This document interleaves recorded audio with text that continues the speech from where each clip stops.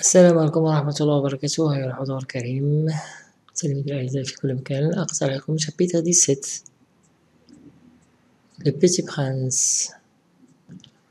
Quand on veut faire de l'esprit, il arrive que l'on monte un peu.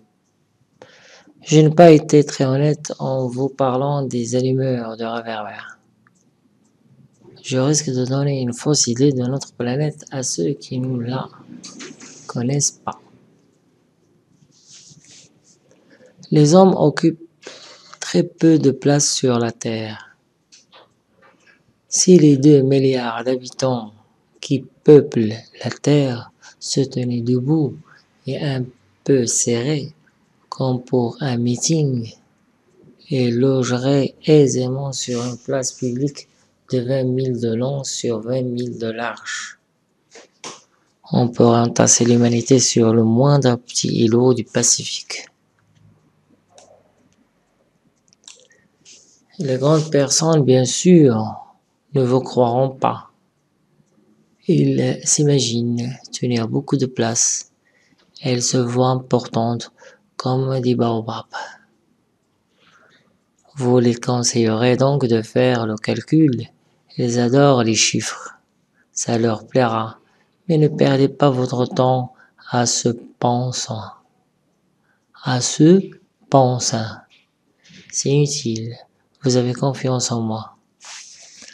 Le petit prince, une fois sur terre, fut donc bien surpris de ne pas voir personne.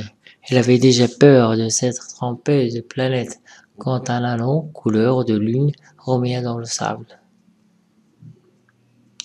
Bonne nuit, fit le petit prince à tout hasard. Bonne nuit, fit le serpent. Sur quelle planète suis-je tombé? Demanda le petit prince. Sur la terre, en Afrique, répondit le serpent. Il n'y a donc personne sur la terre? Ici, c'est le désert. Il n'y a personne dans les déserts. La terre est grande, dit le serpent. Le petit prince s'assit sur une pierre et leva les yeux vers le ciel. Je me demande, dit-il, si les étoiles sont éclairées afin que chacun puisse un jour trouver la sienne.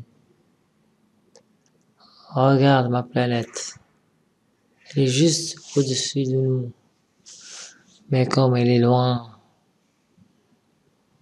Elle est belle, dit le serpent. Que viens-tu faire ici? Que viens-tu faire ici?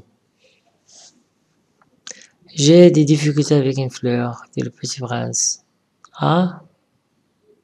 Fit le serpent. Et elle se tue. Où sont les hommes? Reprit enfin le petit prince. On est un peu seul dans le désert.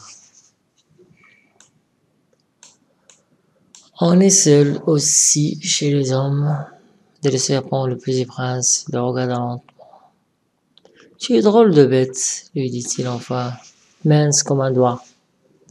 Mais je suis plus puissant que le doigt d'un roi, dit le serpent. Le petit prince eut un sourire.